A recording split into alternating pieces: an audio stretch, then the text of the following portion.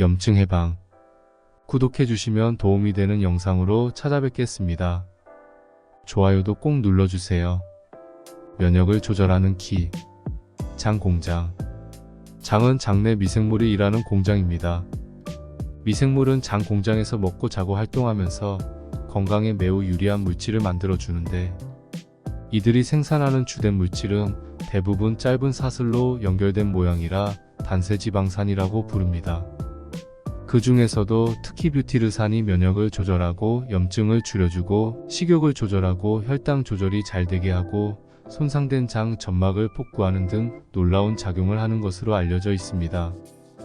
그러니까 장을 비롯해 인체 건강에 직접적인 도움을 주는 것은 미생물 자체가 아니라 이들이 먹이를 먹고 난 후 분해해서 만들어낸 단세지방산이라는 것이지요.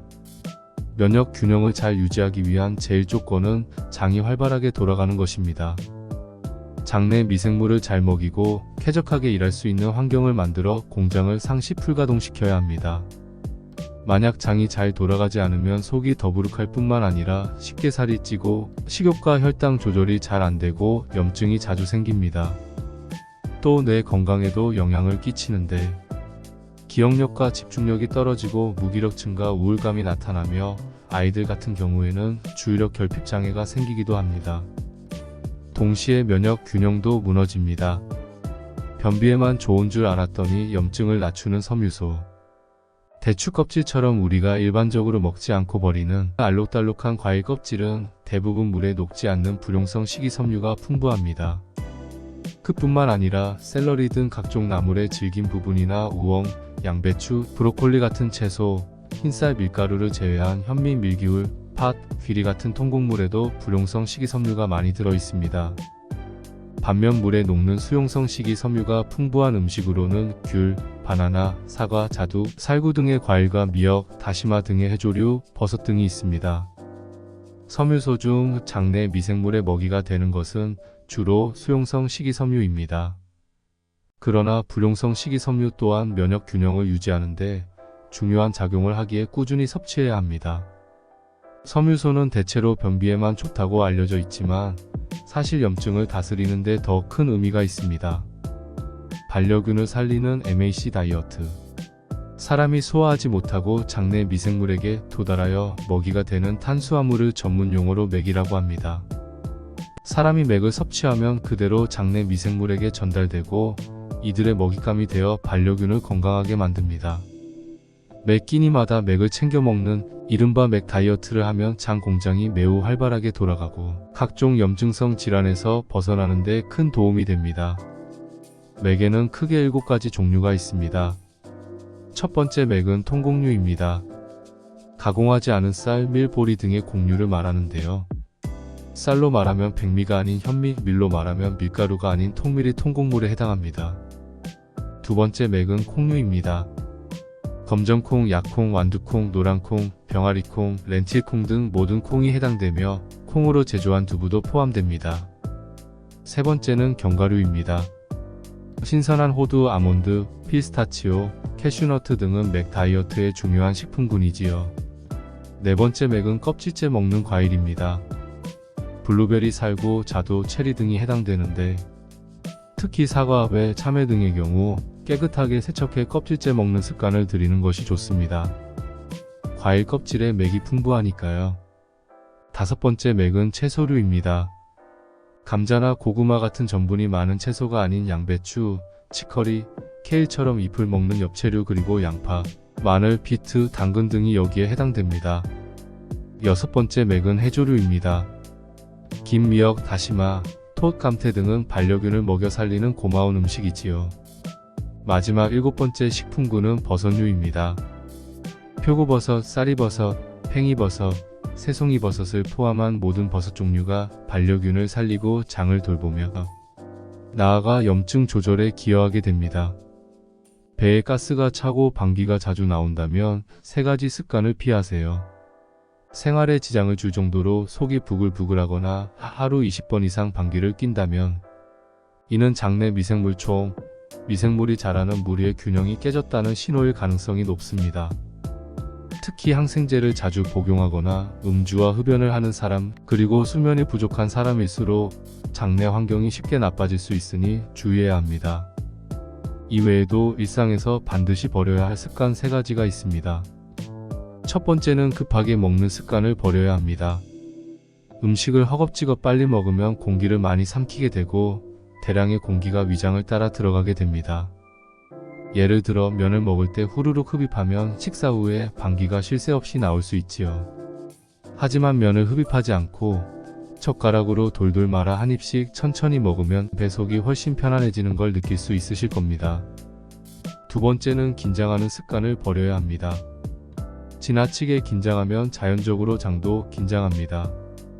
장에는 엄청난 숫자의 신경세포가 있어 함께 반응하기 때문입니다. 이렇게 되면 가스가 쉽게 찰 뿐만 아니라 복통, 설사, 변비도 자주 나타날 수 있는데 이러한 상태가 반복적으로 지속되는 상태를 과민성 대장 증후군이라고 합니다. 장 건강을 위해 버려야 할 마지막 습관은 찬물을 마시는 습관입니다. 찬물을 마시면 위장 간의 온도가 떨어지고 그러면 위장 간의 운동성도 함께 줄어드는데요.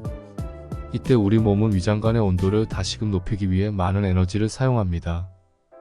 이러한 일이 반복되면 위장관 전체의 연동운동도 점점 무력해집니다. 특히 변비가 있는 사람이라면 찬물, 찬 음료를 멀리하는 습관에 익숙해져야 합니다. 아침에 일어나자마자 찬물을 들이키면 장 경련을 유발해 변이를 일으키는 것일 뿐입니다.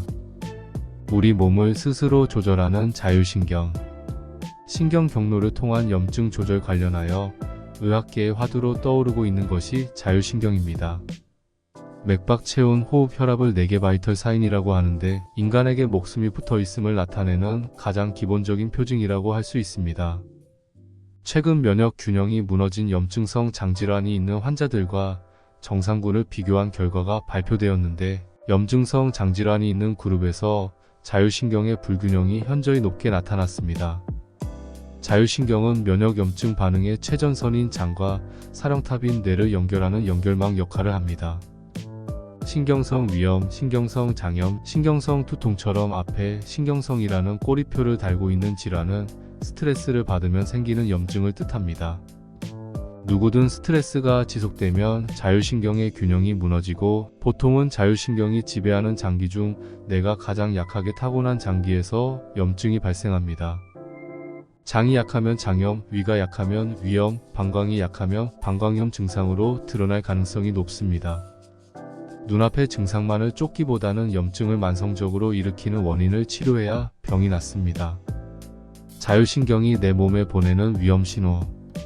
건강과 염증 해방에 자율신경이 상당히 중요하다는 사실을 눈치채셨을 거라 생각합니다.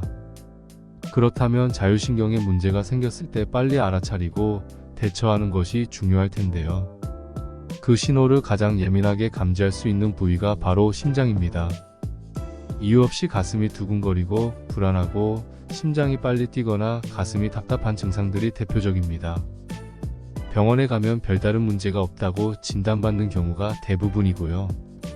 하지만 분명 이상 증상을 느꼈으니 이는 내 몸 어딘가에 문제가 발생했다는 신호입니다. 이때는 교감신경과 부교감신경의 균형이 깨진 상태, 즉 자율신경 실조증을 의심해 볼 수 있습니다. 자율신경에 생기는 불균형은 사람에 따라 다양한 형태로 발현됩니다. 교감신경이 치솟는 상태가 지속되면 혈압이 오르고 목덜미가 뻣뻣해지고 심장이 빨리 뛰는 마치 화가 난 사람에게서 보이는 신호들이 나타납니다. 원인 불명의 미열이 지속되는 경우도 있지요. 이런 패턴이 자주 나타나는 유형의 사람을 교감신경 우세형이라고 합니다. 반대로 부교감신경이 치솟는 상태가 지속되면 심박수가 느려지고 기립성 저혈압이 잘 생깁니다. 또 무기력이나 우울감, 잦은 체기나 폭통, 설사, 피부의 두드러기나 알레르기 등이 나타나기도 합니다. 특히 컨디션이 떨어졌을 때 이런 증상들을 자주 느끼실 겁니다. 하루 1분 꿀벌 호흡의 기적. 스트레스가 많은 현대인은 신경피로가 항상 심하기 때문에 자율신경 실조증이 잘 생길 수밖에 없습니다. 따라서 아프기 전에 자율신경의 리듬을 잘 챙긴다면 더 좋겠지요. 시시각각 발생하는 자율신경의 불협화음을 튜닝해서 만성염증을 다스리는 데 도움이 되는 가장 쉽고 강력한 도구는 바로 호흡입니다. 혈압이나 맥박, 체온, 장운동은 내가 제어할 방법이 없지만 호흡만은 조절이 가능합니다. 스트레스를 받아 호흡이 얕고 빨라질 때 의식적으로 호흡을 천천히 또 깊게 한다면 부교감신경의 작용을 활성화함으로써 자율신경이 균형을 회복하도록 이끌 수 있습니다. 호흡하기는 어렵고 특별한 것이 아니라 내가 숨을 쉬고 있다는 것을 알아차리는 것에서부터 시작합니다. 밖에서 일어나는 여러 일들이나 스트레스, 걱정, 불안 속에서 떠돌고 있던 내 의식을 꺼내 호흡에 두면 들숨 날숨의 감각을 느낄 수 있습니다. 이것이 호흡하기의 시작입니다. 호흡만 제대로 해도 무너진 자율신경을 단 1분 만에 회복할 수 있습니다. 호흡법은 매우 다양한데 그 중에서도 갑작스러운 스트레스로 교감신경이 폭주할 때 활용하기 좋은 꿀벌 호흡법을 소개합니다. 마치 벌이 날아다니는 듯한 허밍 소리를 낸다고 하여 붙여진 이름입니다. 꿀벌 호흡법 따라하기. 1. 앉거나 누운 상태에서 편안한 자세를 취한다. 2. 평소대로 자연호흡을 몇 번 들이쉬고 내뱉는다. 3. 입을 다문 상태에서 코로 숨을 마신다. 4. 훔이라는 소리를 내면서 숨을 천천히 내쉰다. 소리가 사그라들 때까지 진행한다. 5회 반복한 뒤 평소의 자연호흡으로 돌아와 들숨과 날숨을 편안하게 느껴본다. 초보자라면 처음에는 호흡을 느끼는 것조차 어렵게 느껴질 수 있습니다. 이럴 때 한 손은 가슴, 다른 한 손은 배에 얹고 들숨과 날숨을 천천히 느껴보길 바랍니다. 코로 숨을 마시면 배가 볼록해지고 훔소리와 함께 숨을 뱉으면 배가 홀쭉해지는 걸 느낄 수 있습니다. 들이마시는 숨보다 내쉬는 숨을 더 오래 유지하면 이완작용이 증가되어 효과가 더 좋습니다. 마음속으로 하나, 둘, 셋, 넷 세면서 숨을 마시고 하나, 둘, 셋, 넷 하면서 숨을 뱉어보세요. 이때 가슴에 압박감을 느낄 만큼 또는 얼굴이 빨개질 만큼 강제로 호흡을 길게 이어가면 오히려 부작용이 생길 수 있습니다. 반드시 무리하지 않는 선에서 호흡과 소리를 유지하세요. 자율신경의 신경절들은 목부터 꼬리뼈까지 척추를 따라 분포되어 있습니다. 그래서 척추가 바로 서야 합니다. 특히 자율신경을 방해하는 자세는 구분 등입니다. 복부의 근육은 수축되고 등 근육은 계속 이완된 상태, 이 상태가 이어지면 척추측만증으로 발전하기도 합니다. 문제는 척추가 틀어지거나 등이 굽으면 자율신경 기능에 영향을 끼쳐 두통, 위장장애, 변비, 생리통 같은 증상들이 나타날 수도 있습니다. 뱃살은 만성염증 그 자체. 뱃살은 질병의 상징입니다. 뱃살 즉 복부 비만은 복부 안쪽 내장기관 주변에 내장지방이 쌓이는 것인데 이 내장지방이 범인입니다. 내장지방은 시시때때로 녹아 관문맥이라는 장과 간 사이에 위치한 혈관을 타고 들어가 혈액 속을 자유롭게 돌아다닙니다. 그러면서 고지혈증을 유발하고 나쁜 콜레스테롤 수치를 증가시킵니다.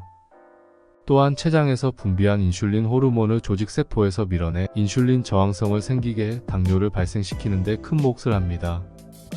더 충격적인 사실은 내장지방의 세포에서 아디포카인이라는 염증 물질을 분비한다는 것입니다. 그래서 뱃살을 계속 달고 있으면 만성염증 상태에 빠지게 됩니다.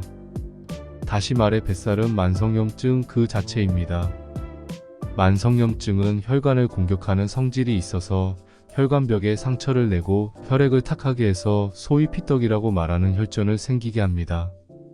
면역계를 교란시키고 암 발병률을 높입니다.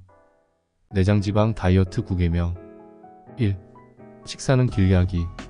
빨리 먹을 경우 뱃살이 쉽게 찔 수밖에 없는데 그 이유는 인슐린 때문입니다. 인슐린은 혈당을 처리하는 동시에 지방을 합성시키는 호르몬입니다. 급하게 먹는 속도만큼 혈당이 치솟고 이를 조절하기 위해 췌장에서는 인슐린을 과잉 분비하게 되는데요. 혈중 인슐린 수치가 높으면 지방이 쉽게 쌓여 살이 잘 찌는 체질로 변합니다. 식사를 20분 이상 천천히 하는 습관을 들이면 뱃살이 잘 찌지 않습니다. 2. 수시로 물 마시기. 우리 몸에서 노폐물이 빠져나갈 수 있는 유일한 방법은 땀과 대변, 소변을 통해서인데 모두 물이 있어야만 가능합니다. 일단 노폐물이 잘 빠져나가야 좋은 것을 채울 수 있습니다. 또한 물을 대사시키는 과정에서도 칼로리가 소비됩니다. 그래서 물을 마시고 배출시키는 것만 잘해도 다이어트 효과가 극대화됩니다. 3. 흰쌀밥을 현미밥으로 바꾸기. 4. 밥은 소식하기.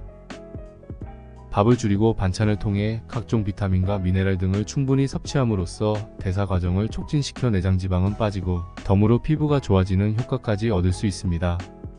이때 반찬을 짜게 먹으면 물을 많이 들이켜게 되어 부종이 생기고 혈압이 높아지는 등 부작용이 발생할 수 있습니다.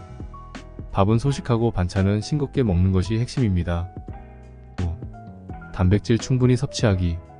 하루 적정 단백질 섭취량은 체중 1kg당 1g 정도로 계산하면 되는데, 예를 들어 몸무게가 60kg라면 하루 60g 정도의 단백질이 필요한 셈입니다.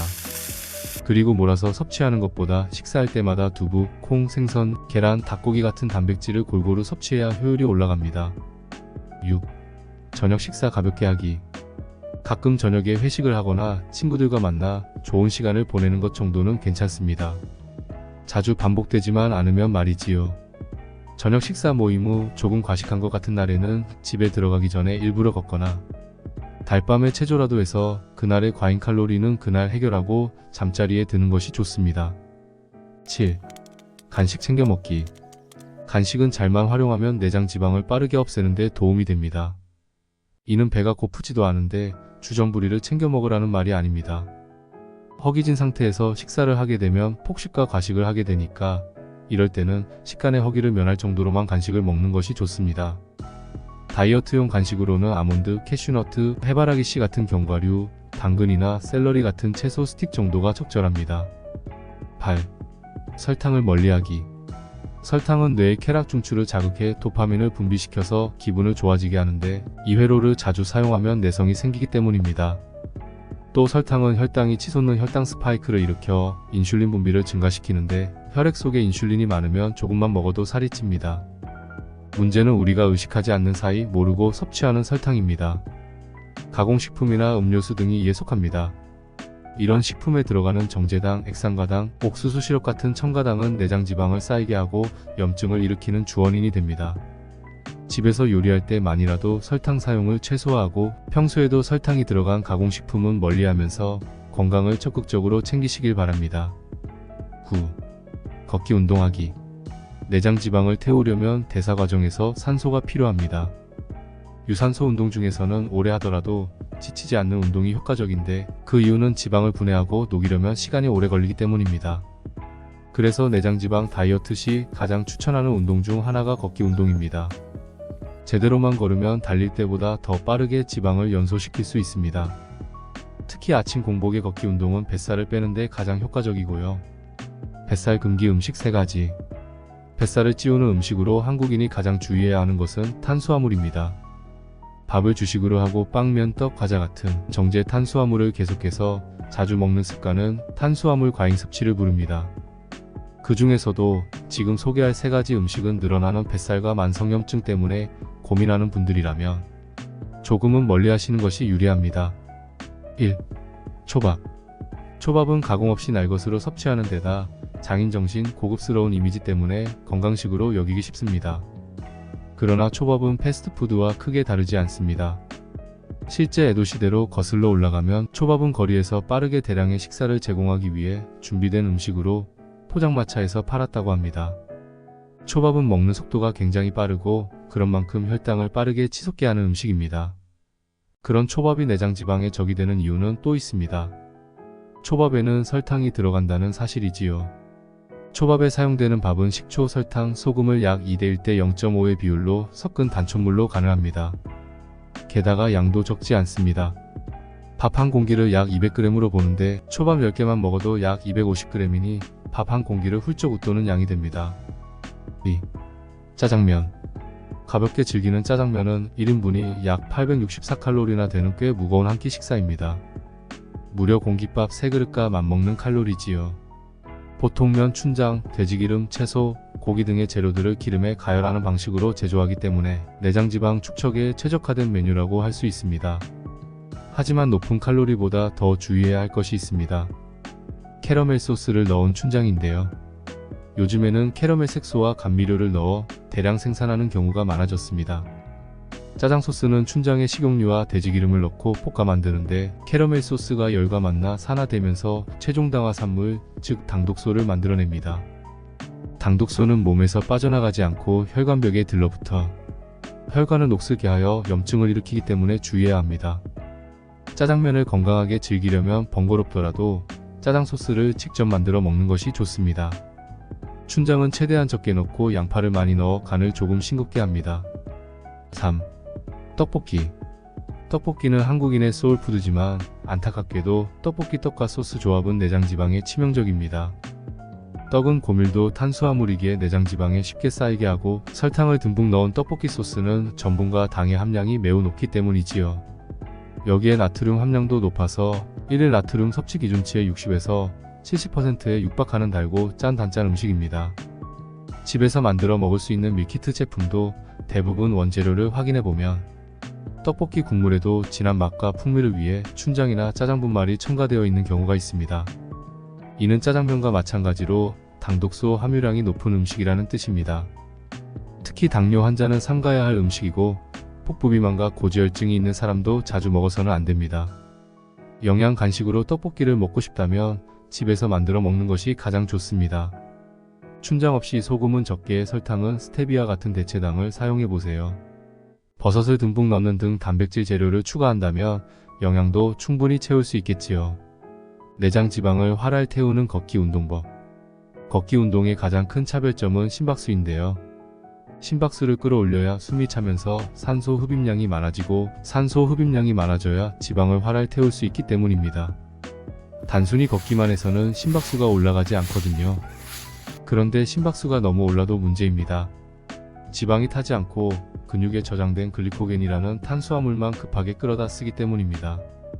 지방이 효율적으로 연소되는 심박수는 본인 최대 심박수의 70% 정도인데요. 220에서 나이를 뺀 뒤 0.7을 곱하면 측정 지방 연소 심박수가 나옵니다. 예를 들어 50세라면 최대 심박수는 220-50은 170이고 여기에 0.7을 곱한 값인 119가 지방 연소가 가장 활발하게 일어나는 심박수가 되는 것입니다. 걷기 운동으로 심박수를 지방 연소 구간까지 끌어올리는 방법은 간단합니다. 속도를 높이는 것입니다. 계속해서 속도를 높여 걸으면 숨이 차고 심박수가 올라가는데 일정한 간격을 두고 속도를 빠르게 다시 느리게 조절합니다. 이렇게 속도를 높였다가 낮추기를 반복하며 걷는 것을 인터벌 워킹이라고 합니다. 염증을 줄이는 근육 호르몬. 2007년 응용생리학 저널에서 발표된 논문에는 근력 운동을 하면 운동에 관여하는 근육인 골격근에서 마이오카인이라는 호르몬을 분비한다는 내용이 담겨 있습니다. 마이오카인은 근력 운동을 통해서만 활성화되는 호르몬으로 근육 주변을 비롯해 뇌, 내장지방, 무신, 췌장, 혈관, 간, 뼈, 피부 등 신체 내 다양한 장기들에 영향을 줍니다. 지금껏 알려진 마이오카인 종류만 해도 650가지가 넘는데 그중 아이리시는 백색 지방을 갈색 지방으로 바꿔 지방을 연료로 태우도록 돕고 비만과 당뇨를 예방하는 효과를 낸다고 알려져 있습니다. 그 밖에도 뇌 인지 기능에 영향을 미치는 등 다양한 역할을 가진 마이오카인이 존재합니다. 하지만 주목할 것은 면역과 염증에 관여하는 마이오카인인 인터루킨-6입니다. 운동할 때마다 근육에서는 인터루킨-6이 분비되어 코르티솔 생성을 자극하고 염증을 억제하는 작용을 합니다. 관절에 생기는 대표적인 만성염증 질환인 류머티즘성 관절염에도 운동을 통한 마이오카인 분비가 항염증 반응을 유도해서 잠재적 치료법이 될 수 있음이 밝혀진 바 있습니다. 따라서 근육에 자극을 주는 꾸준한 운동은 내장지방 제거뿐만 아니라 마이오카인의 원활한 분비를 위해서도 반드시 필요합니다. 운동을 통한 근육 호르몬 생성은 만성염증에서 해방되기 위한 자가 호르몬 요법이나 다름없습니다. 보디빌더처럼 무리하게 근육을 키우라는 말은 결코 아니고 여성은 체중 대비 근육량 30에서 35%, 남성은 40에서 45% 정도면 적절합니다. 염증의 주범 백색가루. 만성염증은 꼭 바이러스나 세균 같은 외부 침입자를 통해서만 생기는 것이 아닙니다. 신체 내부의 요인으로 발생하는 만성염증도 상당한데 그중 만성염증을 일으키는 주범이 바로 설탕입니다. 과도한 설탕 섭취는 건강에 큰 문제가 됩니다. 단순히 치아를 썩게 하는 데서 그치는 것이 아니라 염증이 잘 생기는 체내 환경을 만드는 역할을 합니다. 스위스 치리 대학교 내분비내과 교실에서는 29명의 건강한 남성에게 매일 설탕이 첨가된 음료를 마시게 했습니다. 그리고 3주 후 혈액 검사를 해보니 모든 사람의 염증 지표가 상승하였으며 체중, 공복 혈당, 그리고 나쁜 콜레스테롤이라고 알려진 LDL 콜레스테롤까지 증가하는 모습을 보였습니다. 비만인을 대상으로 한 연구에서도 같은 결과가 나왔습니다. 6개월간 매일 설탕 첨가 음료 한 캔을 섭취한 그룹의 염증 수치와 통풍을 유발하는 요산 수치가 증가했고, 설탕이 없는 다이어트 소다를 마신 그룹의 요산 수치는 증가하지 않은 것을 확인할 수 있었습니다. 세계보건기구 WHO가 권장하는 1일 당류 섭취량은 2000칼로리를 섭취하는 성인 기준 약 25g입니다. 이를 각설탕 3g으로 환산하면 8개 분량인데, 콜라 한 캔에는 각설탕 10개가 들어있다고 보면 됩니다. 이 외에도 우리가 자주 섭취하는 빵이나 과자, 떡 등에도 알게 모르게 설탕이 많이 들어가 있습니다. 실제 한국인의 평균 1일 당류 섭취량은 60에서 70g 수준이라 기준치를 훨씬 웃돌고 있죠. 설탕뿐만이 아닙니다. 가공식품에 많이 들어가는 당류인 과당은 더 큰 문제입니다. 대부분의 음료수와 자양강장 음료에는 핵산과당이 첨가됩니다. 핵산과당은 특히 간에 부담을 주는데, 당을 지방으로 전환시켜 지방간이 생기게 하고 더 진행되면 간에 염증을 발생시킵니다. 혈압과 혈당을 상승시키고 식욕 조절 회로를 교란시켜 살이 쉽게 찌는 환경을 조성하며 전신 염증을 일으키는 첨가당이지요. 설탕 대신 대체당은 괜찮을까? 최근에는 설탕 대신 대체당이나 대체감미료가 인기를 끌고 있습니다. 설탕처럼 달지만 칼로리가 거의 없고 혈당에 거의 영향을 주지 않아서 당뇨 환자가 먹어도 무방하기 때문입니다. 단, 다양한 대체 감미료가 인체 내 어떤 부작용을 초래할지에 대해서는 아직까지도 연구 중이니 무턱대고 과하게 섭취하는 일은 피하시길 바랍니다.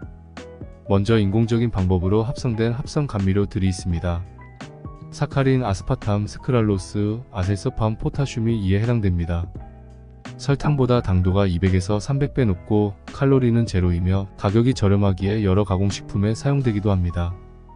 가정에서 직접 구매할 일은 없지만 알아두면 가공식품 구입 시 어떤 합성 감미료가 쓰였는지 확인하는 데 도움이 됩니다. 합성 감미료 중에서 가장 주의해야 할 것은 아스파탐입니다. 1965년 미국에서 개발된 아스파탐의 칼로리는 1g당 4칼로리로 설탕과 비슷하지만 설탕보다 200배 이상 달아 적은 양으로 당도를 높일 수 있어 제로 칼로리 음료나 막걸리에 많이 첨가됩니다. 과도한 섭취 시 인체에서 포르말데히드로 변해 암을 일으킨다는 연구 결과가 있으므로 가급적 섭취하지 않는 것이 좋습니다.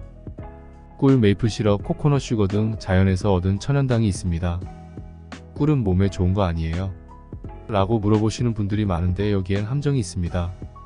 천연당은 모두 자연유래 물질이기 때문에 몸에 좋은 비타민과 미네랄을 함유하고 있지만 설탕처럼 포도당이나 과당이 함유되어 있어 혈당에도 영향을 미칩니다.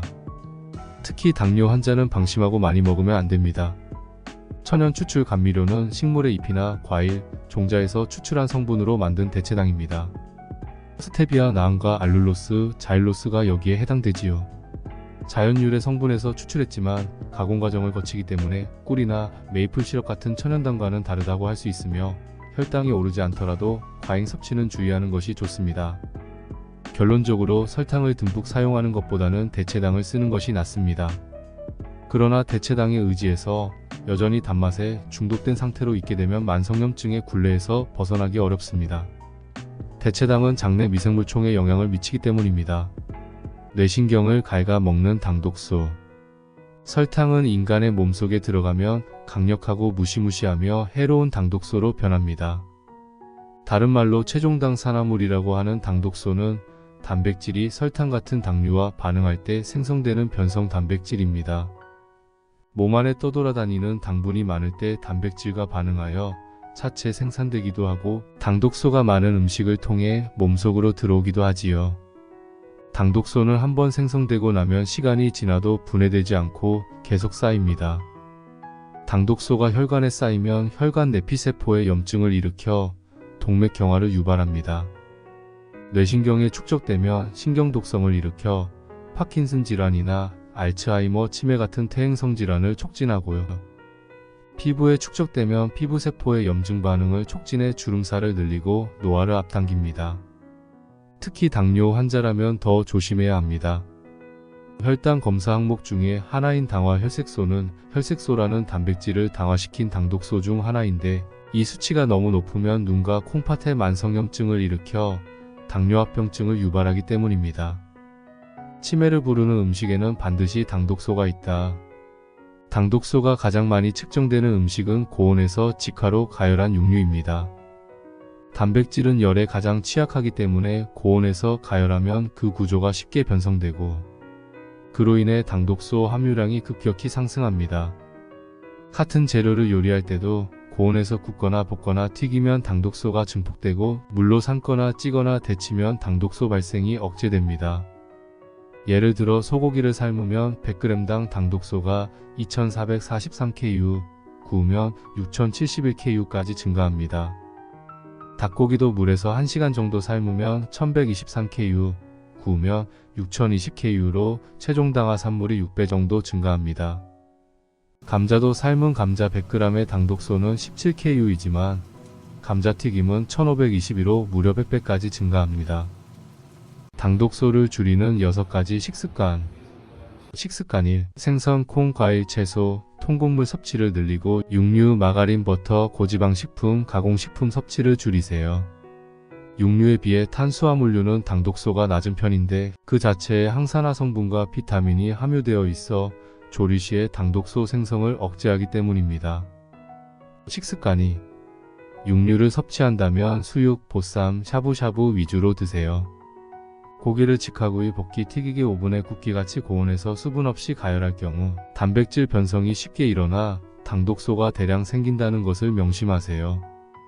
구운 고기를 좋아한다면 먹는 횟수를 줄이고 수분과 함께 비교적 낮은 온도에서 삶거나 찌거나 데치거나 끓이는 조리법으로 요리해 드시길 권합니다. 식습관 3. 육류를 조리하기 전에는 산도가 낮은 레몬이나 키위, 식초 등을 활용해 전처리하세요. 보통 고기의 비린내를 없애거나 연육 작용을 위해 전처리를 하곤 하는데 사실 이 방법이 고기를 부드럽게 할 뿐만 아니라 당독소 생성 억제에도 큰 도움이 됩니다. 식습관 4. 에어프라이기의 작동 원리는 고온의 열풍으로 음식 속 수분을 겉에서부터 바짝 말리는 것입니다. 그래서 삼겹살이나 닭고기를 에어프라이어로 조리하면 기름 없이 튀기더라도 당독소 함량이 대폭 상승합니다. 그럼에도 불구하고 먹어야 할 경우에는 바삭한 겉을 살짝 제거하고 촉촉한 속 부분을 드세요. 겉부분에 당독소가 집중적으로 모여있기 때문에 이 부분을 제거한다면 당독소 섭취량을 줄일 수 있습니다.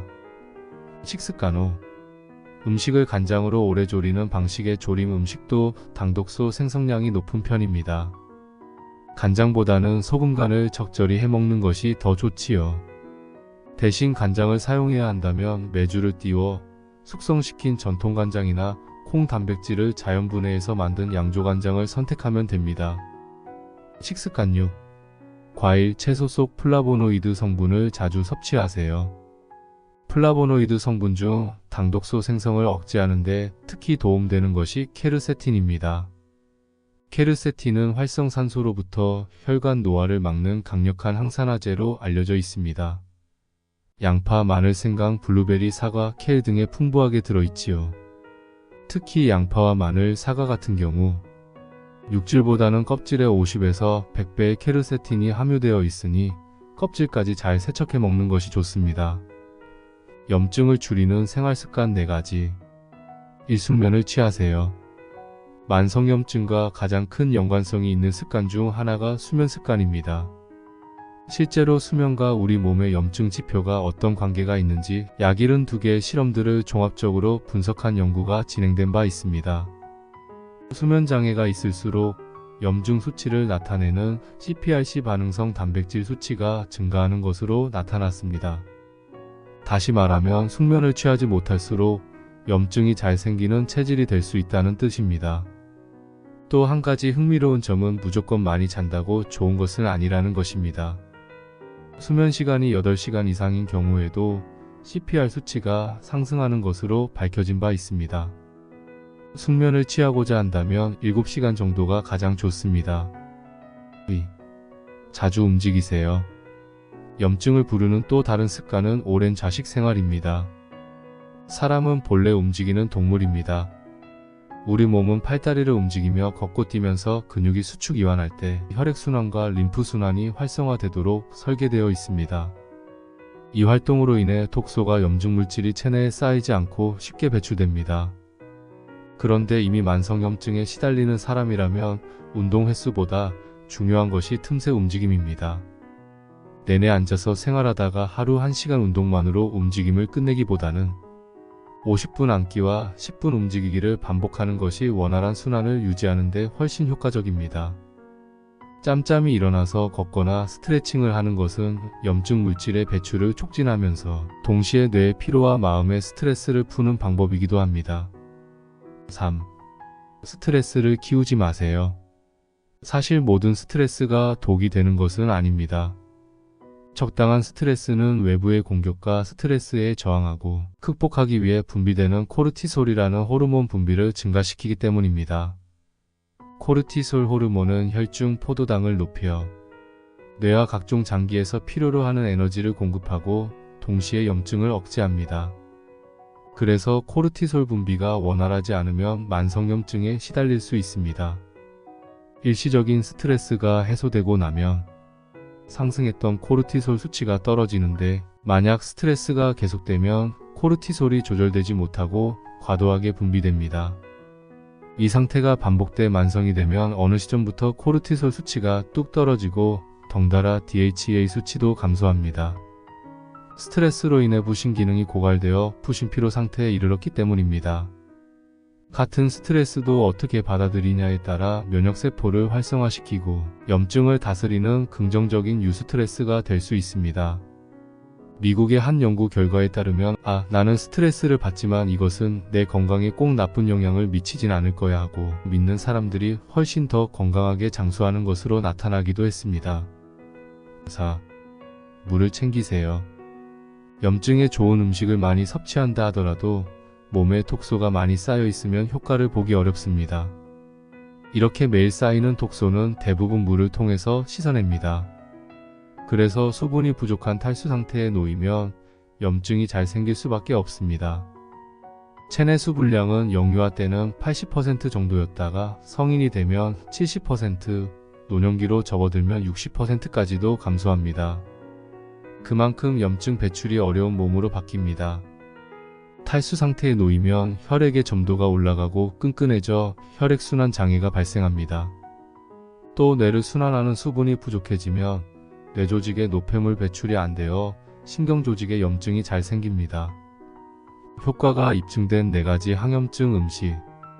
100세 시대를 살아가는데 가장 위협이 되는 질병 5가지를 꼽으면 암, 심장질환, 당뇨, 관절염 그리고 치매가 있습니다. 각기 다른 질환 같지만 공통점이 있는데 바로 만성염증과 관련이 있다는 것입니다. 다음은 염증을 없애는데 효과가 있는 음식 4가지를 소개합니다. 1. 꿀풀과 식물. 꿀풀과 식물의 특징은 향긋한 향인데 우리에게는 허브라는 이름으로 많이 알려져 있습니다. 대표적으로 박하, 로즈마리, 바질, 라벤더 등 다양하며 깻잎 같은 한국 전통 꿀풀과 식물도 있습니다. 특히 꿀풀과에 속하는 허브를 섭취하면 강력한 항염작용을 하는 것으로 학계에 보고되고 있습니다. 보라색 컬러푸드. 다양한 컬러푸드 중에서도 염증을 줄이는데 가장 직접적인 효과가 있는 것이 바로 보라색 컬러푸드입니다. 오디와 블루베리 같은 베리류, 포도, 가지, 피트 같은 채소, 흑미 같은 곡식이 있습니다. 보라색을 만드는 성분 안토시아닌은 비타민C에 비해 활성산소를 제거하는 능력이 약 2.5배 뛰어나며 염증과 노화로부터 세포 손상을 막는 방패 역할을 합니다. 3. 오메가3. 염증을 없애는 효과가 입증된 성분 중 하나는 오메가3입니다.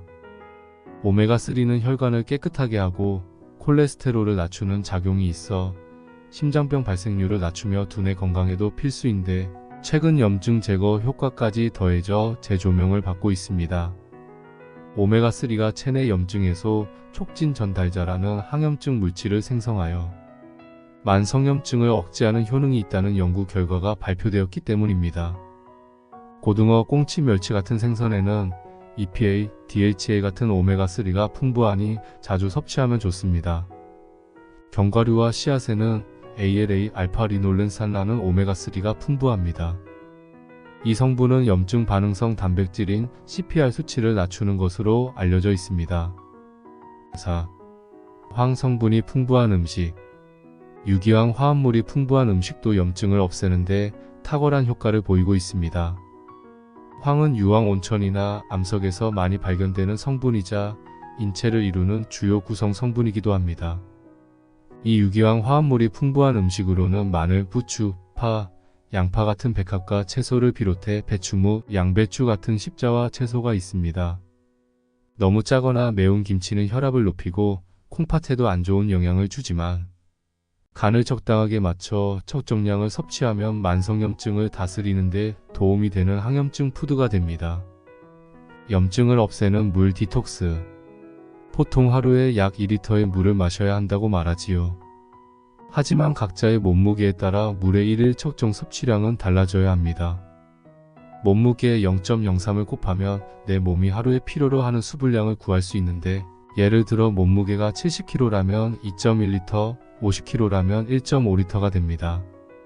그러나 이를 모두 물로만 섭취할 필요는 없습니다. 평소 채소, 과일을 많이 먹는다면 식품을 통해 섭취하는 수분량으로 약 1리터 가까이 채울 수도 있습니다. 물은 하루 몇 리터의 양을 마시느냐 보다 한 잔을 마시더라도 제대로 마시는 것이 더 중요합니다. 1. 갈증이 나기 전에 물 마시기. 갈증을 느끼기 전에 물을 조금씩 마셔서 세포를 항상 촉촉한 상태로 유지시켜주는 것이 좋습니다. 2. 화장실 다녀온 후 물 마시기. 비워냈기 때문에 가장 쉽게 물을 받아들일 수 있는 타이밍입니다. 3. 물을 차처럼 마시기. 물을 한꺼번에 벌컥벌컥 마시는 것보다 차처럼 한 모금씩 마시는 것이 좋습니다. 갑자기 많이 마시면 혈액 속의 나트륨 농도는 똑같은데 수분량만 증가해 저나트륨 혈증이 생길 수 있습니다. 4. 물 대신 차 마시기는 노. 이뇨작용을 일으키는 차를 즐기는 사람이라면 차를 마신 만큼 수분을 추가로 섭취해야 수분 균형이 유지됩니다. 5. 너무 차거나 뜨거운 물은 노. 차가운 물은 위장으로서의 혈류를 떨어뜨려서 물이 위장관에서 소화 흡수되는 것을 방해합니다. 반대로 뜨거운 물을 마시면 위식도 점막의 손상과 염증을 일으킬 수 있습니다. 6. 하루를 음양탕 한 잔으로 시작하기. 음양탕은 따뜻한 물과 차가운 물을 섞어 만든 순환하는 물을 말합니다. 하루 중에서 탈수가 가장 많이 진행된 때가 아침 기상 후 공복 상태인데요. 이때 음양탕 한 잔을 천천히 마시면 잠자고 있던 위장관을 깨우면서 소화작용이 촉진되고 탈수를 보충할 수 있습니다. 2부는 음식으로 병을 다스린다는 염증 수치 내 몸을 살리는 음식 처방전으로 구성되어 있는데, 제목과 효능만 뽑아서 간단히 알려드리겠습니다. 눈의 염증을 다스리는 구기자, 코의 염증을 다스리는 파, 목의 염증을 다스리는 도라지, 뇌신경의 염증을 다스리는 달걀, 자율신경을 다스리는 대추, 고지혈증과 지방간을 다스리는 키위, 췌장의 염증을 다스리는 우엉, 위식도의 염증을 다스리는 양배추, 장의 염증을 다스리는 밤과 목이버섯, 내장지방 염증을 다스리는 황태, 통풍을 다스리는 레몬, 신우신염을 다스리는 옥수수수염, 방광염을 다스리는 복분자, 지렴을 다스리는 연꽃, 전립선 염증을 다스리는 토마토, 뼈 건강을 다스리는 멸치, 근육 염증을 다스리는 바나나, 말초신경 염증을 다스리는 김, 혈관의 염증을 다스리는 호두, 림프의 염증을 다스리는 공심채,